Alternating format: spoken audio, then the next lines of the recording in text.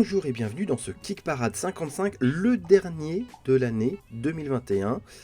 Et pour fêter ça, on a choisi de faire un édito un peu spécial, suite à un commentaire qui nous avait demandé mais quelle campagne attendez-vous en 2022 ? Bon, on avait un petit peu l'idée aussi derrière la tête, ça faisait un moment qu'on en parlait. Donc on va vous proposer dans ce Kick Parade spécial fin d'année, les campagnes qu'on attend en 2022, en tout cas les campagnes dont on a eu vent, parce qu'il y a beaucoup de choses qui se passent. Et on va aussi parler des pledges qu'on attend en 2022, dont une bonne partie aurait dû arriver en 2021. D'ailleurs, ça permet de faire une transition pour faire un petit bilan de 2021. La crise des transports, la crise des matières premières, l'apparition de la TVA, l'avis des backers et des éditeurs n'a pas été un long fleuve tranquille cette année. Il y a eu aussi des nouvelles règles sur Kickstarter, mais ça c'est plutôt pour nous protéger, mais ça n'a pas rendu la vie facile aussi aux éditeurs. Donc ça a été une année plutôt... En plus de ça, j'ajouterais même aussi l'émergence de nouvelles plateformes comme GameFound, Tout à fait. et surtout une explosion du marché du jeu de plateau qui est en pleine expansion. Enfin,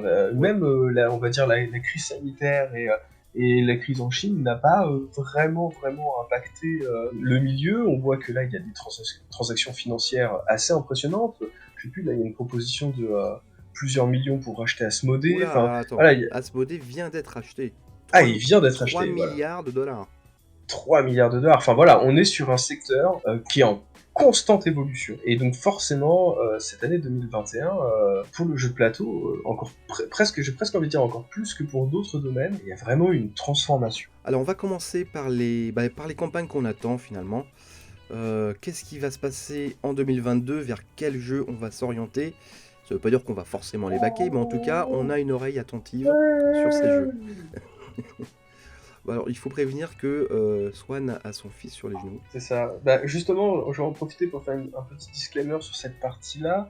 Alors moi, vous allez voir, j'ai pas énormément de jeux en attente, tout simplement parce que je suis papa depuis très peu de temps, et que du coup, ça laisse un peu moins de temps pour jouer, et puis surtout un peu moins d'argent pour acheter des jeux. Donc voilà, vous attendez pas non plus à quelque chose de formidable, ce qui ne m'empêche pas de continuer à m'intéresser au secteur, de continuer à regarder ce qui se fait. C'est juste que je suis peut-être un peu plus pingre.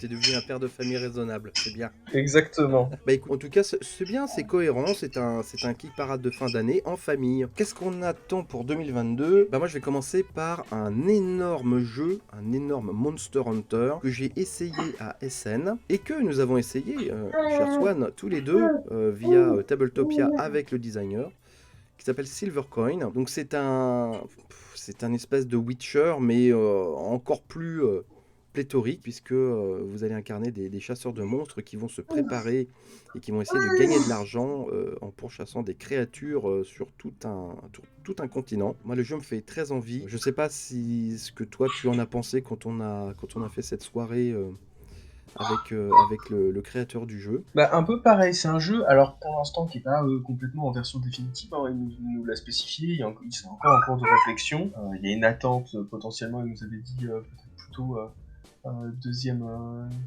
deuxième trimestre 2022, Ouais, avril au plus tôt. Avril au plus tôt, voilà. Après, ce que je trouve assez intéressant, ce qu'on avait regretté, moi notamment dans les campagnes de Monster Hunter ou on va dire les ersatz qui sont sortis cette année, c'est qu'on était vraiment orienté combat, et pas du tout préparation, stuff, recherche d'informations, etc. C'était des choses que proposait déjà le jeu de plateau de The Witcher, qui était assez intéressant. Et là, c'est vraiment le nerf de la guerre. Ouais. C'est-à-dire que finalement, le combat, si on est bien stuffé, on l'a vu, hein, en 3 jet de dés, c'est réglé, Ouais. pour un monstre qui au début nous semble impossible. Alors en fait, tout va être dans la gestion d'aller récupérer les bons éléments, d'aller se stuffer comme il faut, d'arriver, etc. Et en fait, un combat qu'on ne pouvait même pas remporter au premier tour du jeu, va en fait se régler en 3 coups de dés à la fin du jeu sans que le monstre nous ait touché. Et je trouve que ça passe très bien. Ouais. Je trouve que c'est intéressant. Alors nous, on a testé que la version compétitive. Il y aura une version solo et une version coop, avec un côté beaucoup plus narratif, avec l'introduction du lore, etc. Donc un jeu qui a vraiment du potentiel. Je peux pas encore le juger pleinement parce que le jeu n'était pas dans sa version définitive quand on l'a essayé. Mais en tout cas, oui, force est de constater que C'est très ambitieux. c'est très ambitieux et je Beaucoup de pense choses. que ça rencontrera son public sans difficulté, C'est un clairement. gros jeu, hein, il faut moi, enfin, pour l'avoir vu en vrai et à l'essayer en vrai à SN, ça prend une grosse table, hein. Il y a beaucoup de boards. Je sais pas s'ils simplifieront un petit peu d'ici là, mais c'est pas pour tout le monde, on va dire. C'est vraiment un jeu, tu t'y plonges, plusieurs heures, quoi. Mais moi, ça m'excite beaucoup. Il y a un autre jeu que j'ai essayé, à SN qui s'appelle The Bad Karmas and the Curse of the Zodiac. C'est d'un éditeur italien et c'est un jeu, d'affrontement, de figurines, d'aventure où vous allez incarner on va dire des aventuriers un peu lambda qui vont être propulsés dans un monde fantastique et ils vont devenir des grands héros d'Heroic Fantasy. La particularité de ce jeu, c'est que ça se joue avec une application, mais c'est très poussé, parce que sous votre plateau, vous avez un espèce de tapis capteur et qui sait exactement où est votre figurine et qui vous indique via l'application comment bouger les boss. Et vous avez des lumières que je montre à l'écran là, sous le boss, sous le socle du boss, qui vous indique de quel côté il est plus faible ou plus fort. Et ça marche bien. Ça marche bien. Alors c'est un peu...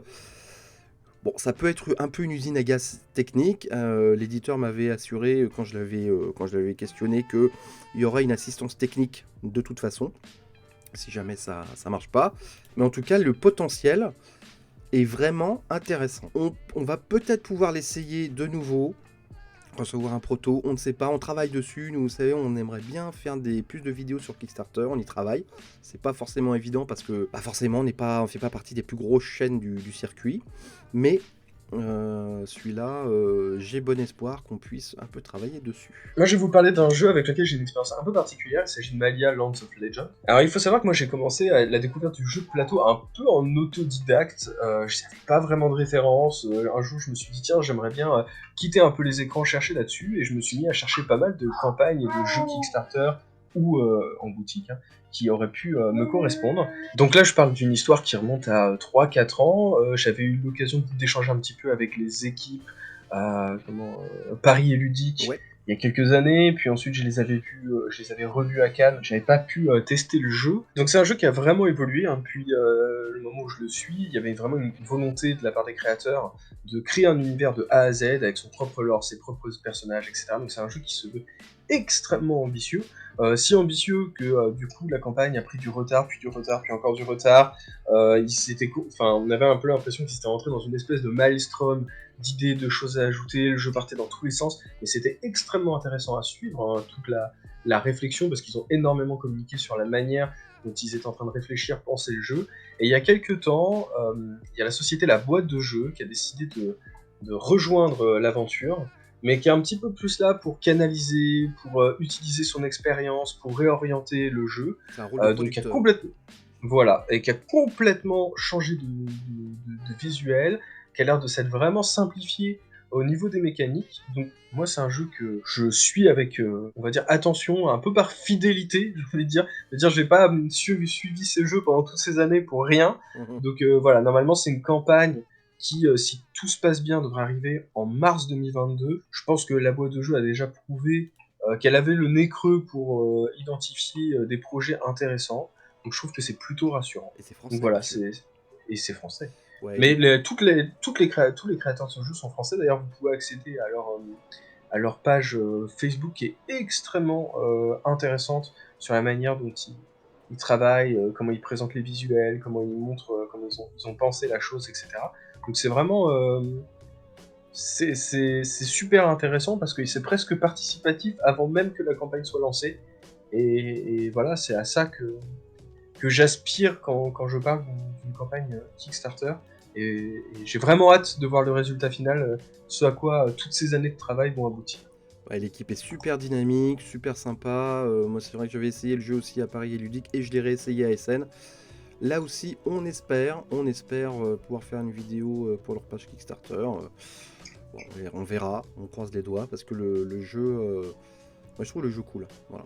Alors ensuite, moi je vais passer à des jeux où j'ai moins d'infos, mais en tout cas ça me chauffe. Il y a Quantum Shock qui va arriver en 2022, je ne sais pas quand, qui est un jeu d'aventure où tu vas pouvoir contrôler l'espace et le temps. Et tu vas pouvoir sauter de dimension en dimension. J'en sais pas plus. Voilà, il y a très peu, il y a très peu d'informations. Mais en tout cas, le concept, moi j'adore déjà j'adore les histoires de voyage dans le temps, que ce soit au cinéma, en littérature ou dans le jeu. Donc voilà, j'ai envie d'aimer ce jeu. Enfin, en tout cas, je l'attends et on verra quand est-ce qu'il sera lancé. Je n'en sais absolument rien. Autre jeu que j'attends, c'est Gaijin, qui se passe dans un monde cyberpunk. Donc j'en reparlerai parce que j'ai pledgé, j'attends l'année prochaine un jeu cyberpunk. Et là, on est voilà, dans du cyberpunk qui a l'air assez classique avec le très peu de visuels qu'on a, c'est-à-dire très néon. Et c'est un jeu d'aventure.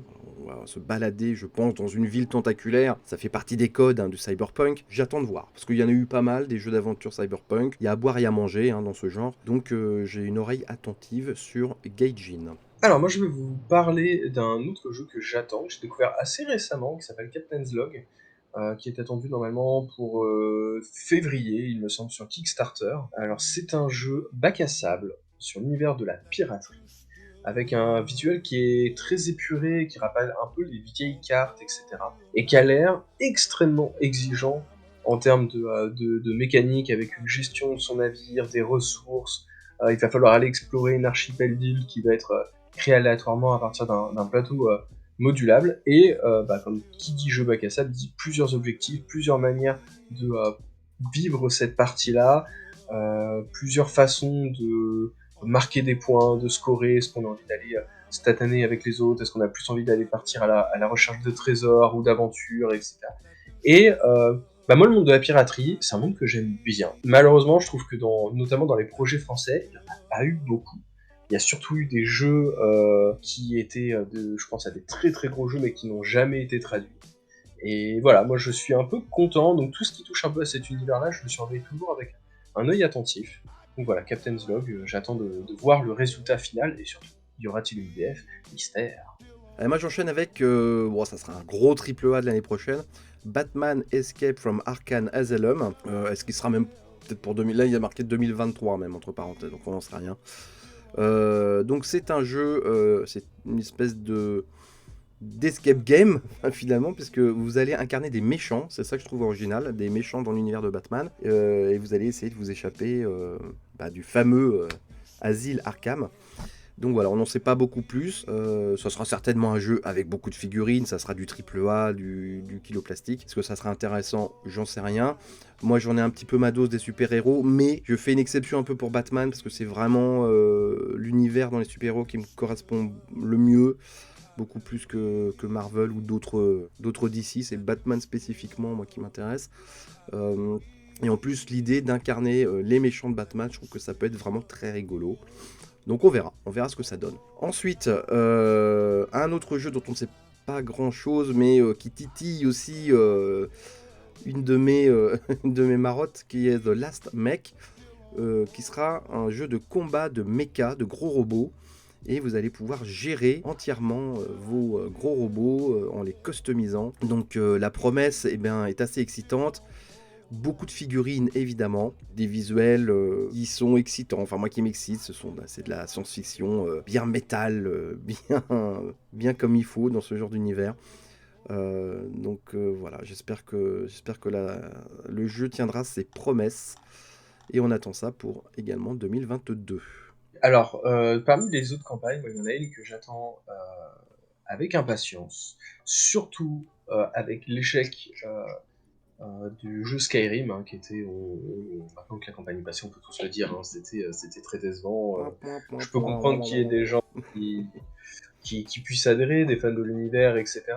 Moi-même, j'avais trouvé que l'idée de partir plutôt sur un plateau fixe, plutôt que sur un énième jeu de plateau modulaire, je trouvais que c'était vraiment une bonne proposition. Et enfin, le jeu était très loin de ce que la licence méritait. Je trouve que les gens ont été... Enfin, le succès a été au rendez-vous, mais le succès aurait été d'autant plus intéressant si la proposition avait été à la hauteur des attentes. Mais il faut savoir que l'univers de The Elder Scrolls, dont Skyrim était le 5e volet, n'a pas dit son dernier mot dans le jeu de plateau. Puisque un jeu, alors sobrement intitulé Elder Scrolls, donc qui visiblement ne se passera pas exclusivement à bord de ciel, mais dans tous les territoires potentiels, peut-être retrouver Morrowind, Cyrodiil, ou des régions peut-être Daggerfall un peu moins connues, et qui sera proposé par la fine équipe de Chip Theory Games. Donc Chip Theory Games, ils sont connus, vous savez, pour ces jetons de poker qui font office de personnages. Ils sont extrêmement réputés pour la qualité de leur matériel, mais ils ne faisaient que des campagnes en anglais depuis quelques temps, jusqu'à l'arrivée de Lucky the Games qui est parti pour la traduction actuellement de Too Many Bones. Donc on se pose la question sur est-ce que sur une licence aussi forte que The Elder Scrolls, qui est vraiment attendue par les joueurs, est-ce que pour une fois, Chip Theory Games ne va pas changer son fusil d'épaule et peut-être se mettre en partenariat avec des distributeurs pour faire de la localisation. En tout cas, c'est ce que j'espère, parce que clairement, c'est un univers qui a plein de choses à offrir en termes de gameplay sur un jeu de plateau. Et donc du coup, j'ai hâte de voir le résultat. J'enchaîne. Alors, il y a un jeu type zombicide que je trouve, qui a l'air assez rigolo, qui s'appelle Earth Under Siege Flashpoint. Voilà, donc jeu coopératif avec des missions, des figurines.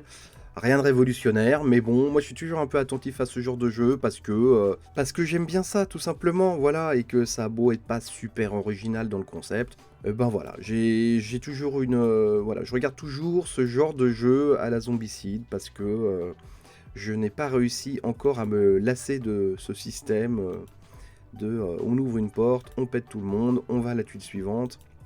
C'est très basique, mais bon, j'avoue que j'ai envie d'y croire. Donc quelque part en 2022, vous aurez Earth Under Siege Flashpoint. On verra ce que ça donne. Il faut savoir que moi sur Kickstarter, à la base, je préfère, on va dire, pledger des petits jeux, ou alors des jeux qui ne payaient pas de mine et qui vont rencontrer un certain succès, etc. Plutôt que des gros AAA, surtout que voilà, les gros AAA, on va dire là, qui ont de la communication, c'est beaucoup de jeux narratifs, etc. J'en ai déjà pléthore à la On maison. n'a plus de place. On n'a plus de place et puis surtout on n'a plus de temps, on n'a plus. Enfin voilà, c'est des jeux on va dire, on a une offre à la maison qui nous permet de vouloir passer un petit peu à des jeux un peu plus modestes, Et moi je voilà, continue. qui se sortent un peu plus facilement. Ouais, mais oui.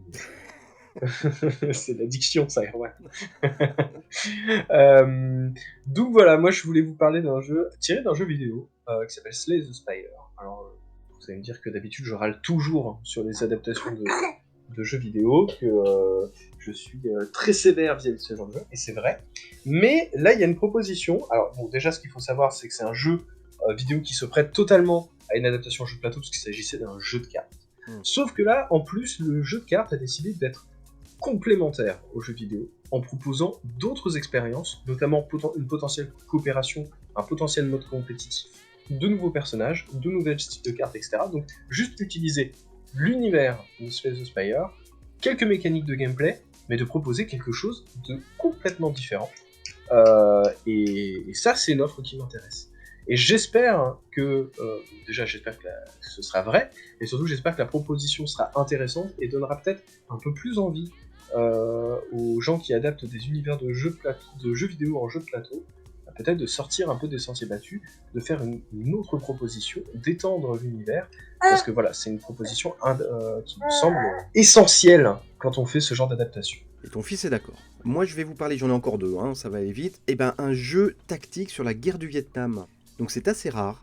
Ça s'appelle Purple Haze. Bon, c'était également marqué sur BGG pour 2023, donc on verra. Écoute, on verra. Donc vous allez incarner une escouade qui va essayer de se sortir vivant du bourbier vietnamien. Moi, c'est le concept qui m'intéresse, enfin le contexte plutôt qui m'intéresse, parce qu'il y a très peu de jeux sur la guerre du Vietnam.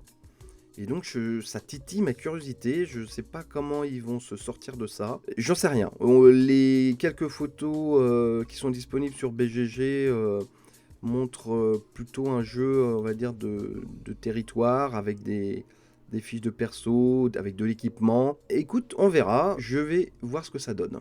Et enfin, alors la dernière campagne que j'attends, c'est Age of Rome, qui n'a rien à voir. Alors là, on est dans du Eurogames total, du jeu de civilisation. Vous allez être l'empereur de Rome et vous allez devoir gérer la ville. On en a vu beaucoup, des jeux comme ça.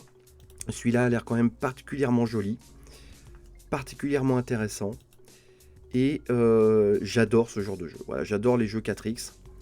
Ça fait partie aussi de mes styles de jeu préférés. J'aime beaucoup les visuels de ce Edge of Rome. Et donc je l'attends avec impatience. Ça fait à chaque fois qu'il y a un jeu comme ça de civilisation qui sort, je le prends pas. Parce que je me dis il y aura mieux après. Et peut-être que ça va être le jeu qui va me faire craquer Edge of Rome pour 2022. Voilà, après nos campagnes que nous attendons pour 2022, eh ben, on va très vite vous dire ce qu'on attend comme jeu, ce qu'on a pledgé pour 2022, qui aura dû arriver en 2021 pour une grande partie. Alors moi je commence par le jeu que j'attends depuis 2 ans, j'en peux plus, c'est Car Wars. Car Wars, ça fait 2 ans, je l'ai backé à Noël 2019. Et Car Wars, eh ben, c'est un très vieux jeu de Steve Jackson Game qui date du début des années 80, ça fait partie de mes Madeleines de Proust. J'y jouais quand j'étais ado, j'y jouais à la version 2 ou 3, parce que ça a été la première qui a été traduite par le cultissime jeu Les Jeux des cartes à la fin des années 80. Et donc c'est une espèce de... Enfin c'est pas une espèce d'ailleurs, c'est du combat de bagnoles futuristes dans des arènes. Et là ils en sont à la 6ème édition et ils ont complètement réinventé le jeu.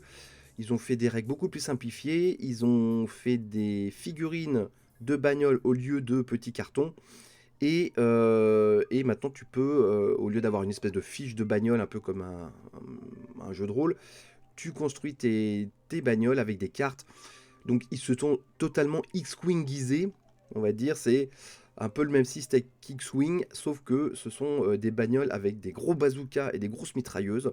Voilà, donc j'ai pété un plomb sur ce jeu, j'ai pris le all-in. Je vais même pas vous dire pour combien j'en ai eu parce que ça serait indécent. Et j'en peux plus. Et ils viennent de finir l'expédition aux États-Unis, donc ça y est, ils vont commencer l'expédition à l'international. Donc j'espère la voir dans courant mois de janvier ou février. Et d'ailleurs, on fera toute une série de vidéos sur Car Wars. So Many Bits va devenir la chaîne officielle. Je dis ça, le mec, de Car Wars en France. Bon, je sais pas s'il y a beaucoup de backers de Car Wars en France, mais en tout cas, moi ça me fait plaisir, ça m'éclate. Donc voilà, Car Wars, j'attends avec énormément d'impatience. Ensuite, il y a The Witcher. Bah ouais, j'ai fait partie des je sais plus combien de milliers de backers qu'on craquait sur The Witcher. On en avait parlé, malgré le fait que ça soit un jeu à licence, malgré que ça soit un jeu kilo-plastique, et ben ça avait l'air quand même vachement bien. Très très belle figurine, très beau design. Le gameplay avait l'air super cool. Les add-ons étaient particulièrement intelligents. Moi je suis pas du tout dans l'univers The Witcher, tu vois, je ne connais ni les romans ni la série, mais le jeu m'excite énormément et donc j'ai craqué. Voilà, j'ai craqué sur The Witcher, donc ça fait partie des jeux que j'attends énormément pour l'année prochaine. Allez, je te laisse nous dire ce que tu attends pour 2022 dans ta boîte aux lettres. Donc, quitte à parler des jeux que vous avez potentiellement pu découvrir via Kit Parade, moi, un des jeux que j'attends cette année, fin d'année, peut-être début de 2022, c'est Creatures Comfort, ce jeu où il va falloir gérer ces animaux de la forêt qui vont devoir se préparer à l'hiver, donc collecter différentes ressources. Voilà, un petit jeu d'ambiance plutôt sympa, pas trop agressif. Voilà, le genre de jeu que j'aurais bien aimé recevoir en automne. Voilà, c'est le genre de jeu que j'aurais bien voulu jouer là maintenant. Les nuits tombent vite. L'ambiance est un peu maussade, voilà, un petit jeu gentillet, voilà, c'est ce que j'attendais. Bon, ce sera pour l'hiver, voilà, ce sera pour patienter, pour faire passer l'hiver. Donc, j'ai assez hâte de voir le résultat final. Bon bah écoute, moi les petits jeux gentils là c'est pas vraiment le cas parce que je vais te parler de The Thing, The Board Game. Alors moi c'est un de mes films favoris de tous les temps. En tout cas c'est mon film préféré de John Carpenter, film de 82, ça ne rajeunit pas. Un classique hein, du cinéma d'horreur, d'épouvante, de science-fiction. Et ils en ont fait un board game. Il y avait déjà eu un jeu de plateau avant qui avait l'air très cracra, que je n'avais pas pris, et j'ai bien fait, parce que The Thing, The Board Game, nouvelle mouture, a l'air très chouette. Bon déjà, il y a des belles figurines. Voilà, des belles figurines, une belle figurine de Kurt Russell avec un lance-flamme. Donc non, il y a tous les héros du film en figurine, bah moi ça me titille. Alors le truc c'est qu'il va falloir être beaucoup pour y jouer parce que bah forcément The Thing va contaminer des joueurs, mais on sait pas qui c'est. Enfin voilà, vous connaissez le concept du film. Et donc à deux, je pense que ça va pas trop le faire. Donc je vais pas y jouer souvent malheureusement, mais il y a un mode solo. Il y a un mode solo. Donc peut-être que j'y jouerai plus souvent que je ne pense.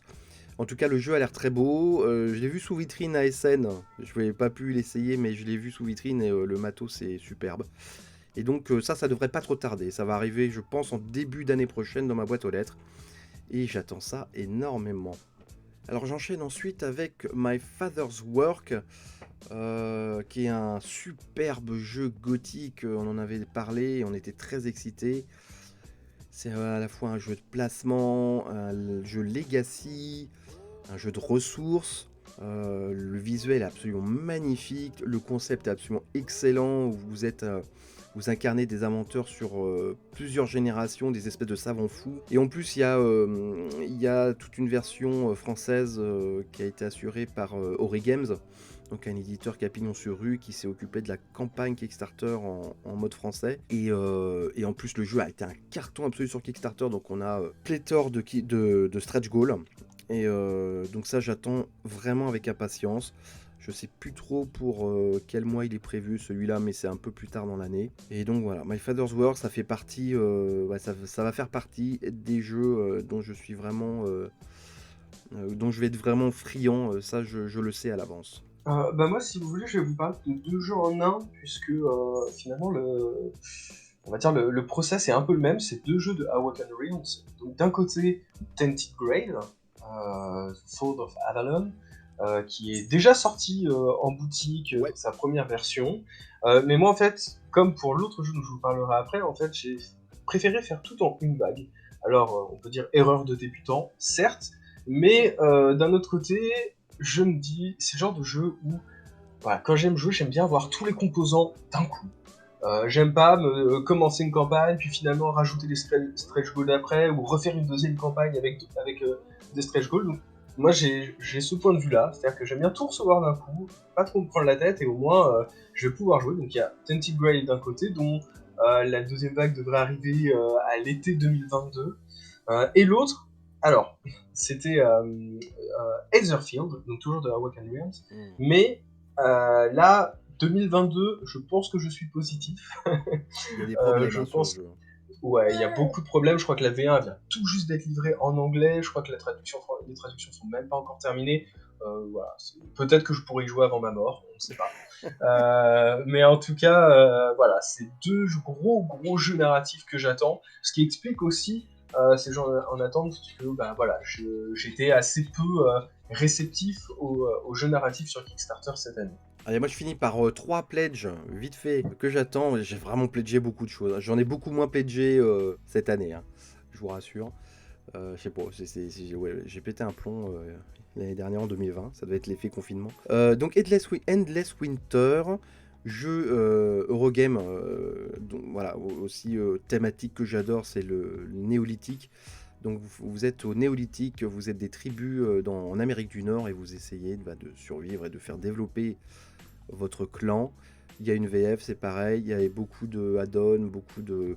Alors là, j'ai regretté un petit peu, j'ai pris tous les add-ons, mais par expérience, maintenant, je sais qu'on joue rarement aux extensions sur un Kickstarter. Ça peut arriver, hein, ça arrive, mais là, il y en a 3 ou 4. Je suis même pas sûr qu'il y a certaines extensions, ça se trouve que je vais jamais ouvrir. Parce qu'il y a tellement de jeux. Mais en tout cas, ça a l'air super. Il y a le jeu est sur Tabletop Simulator, donc j'ai fait déjà plusieurs parties. J'avais fait une présentation d'ailleurs sur la chaîne il y a longtemps, sur une vieille version du jeu. Et je pense que ça va être bien sympa, quoi. Voilà. Ensuite, il y a un jeu de fou. Je pense que je dois être l'un des seuls backers en France à l'avoir fait parce que c'est très pensé pour les États-Unis. C'est Fallen Land Second Edition. Donc c'est un jeu post-apo absolument gigantesque où vous avez toute la carte des États-Unis et du Mexique et vous incarnez des tribus dans un monde post-nucléaire. Et vous allez voyager dans tous les États-Unis, looter des choses, vendre, échanger, vous battre, faire grossir votre communauté.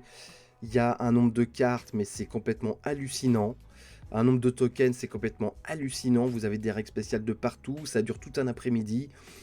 Bref, c'est totalement le genre de jeu que je kiffe, malheureusement, parce que c'est n'importe quoi. Et le jeu est visuellement pas super joli, mais très sincèrement, je m'en tape le coquillard parce que j'ai très envie de me plonger des après-midi entiers avec des amis dans cette Amérique du Nord totalement désolée, à la recherche de flotte et à combattre des cannibales radioactifs. J'ai l'impression d'être dans une série Z italienne des années 70-80. Donc voilà, Fallen Land, j'attends ça énormément, mais je sais pas trop quand est-ce qu'il va arriver parce qu'ils ont énormément de retard sur la production du jeu. Et enfin, jeu français d'aventure qui a eu du mal, hein, c'est Cyber Odyssey, jeu d'enquête, d'exploration, dans lequel vous allez arpenter New Eden à la recherche d'indices. Et voilà, c'est pareil, c'est l'univers cyberpunk qui m'a plu. J'ai un peu des doutes sur la production parce ils avaient déjà annulé leur première campagne. La deuxième campagne s'est mieux passée parce que le jeu a été financé. Mais ils ont quand même une somme, on va dire, limitée pour faire le jeu. Je crois qu'ils avaient atteint 68 000 euros, ce qui est vraiment très très juste pour faire ce genre de jeu, quoi, parce qu'il y a quand même de la figurine, beaucoup de composants. Donc ça me fait un peu peur, j'avoue. Mais bon, j'espère qu'ils vont réussir à nous livrer le même jeu qu'ils promettaient sur la page. Ouais, j'espère l'avoir en fin d'année 2022. Ah, et puis il y en a d'autres que j'attends aussi. Il y avait Arceus aussi. Voilà, bah écoute, on a fait le tour de ce Kit Parade spécial. On attend quoi comme campagne? On attend quoi dans notre boîte aux lettres? Bah dites-nous, vous, ce que vous attendez comme pledge en 2022. Quelle campagne vous excite pour 2022? Bah, peut-être qu'on aura des points d'accord, sûrement d'ailleurs, parce qu'on a parlé de pas mal de choses. Et puis voilà, bah écoutez, on vous souhaite de bonnes fêtes de fin d'année. Oui, merci encore pour cette année passée avec vous. Ouais, Merci pour votre réactivité, vos échanges, votre bonne humeur et surtout votre bienveillance. exactement. Ça fait vraiment plaisir. Merci pour aussi vos retours. Kick Parade, c'est une émission qui a quand même vachement évolué en une année, beaucoup grâce à vos retours, aux échanges qu'on a pu avoir avec vous. Donc encore une fois, merci beaucoup et de très belles fêtes. À l'année prochaine. Salut! Salut!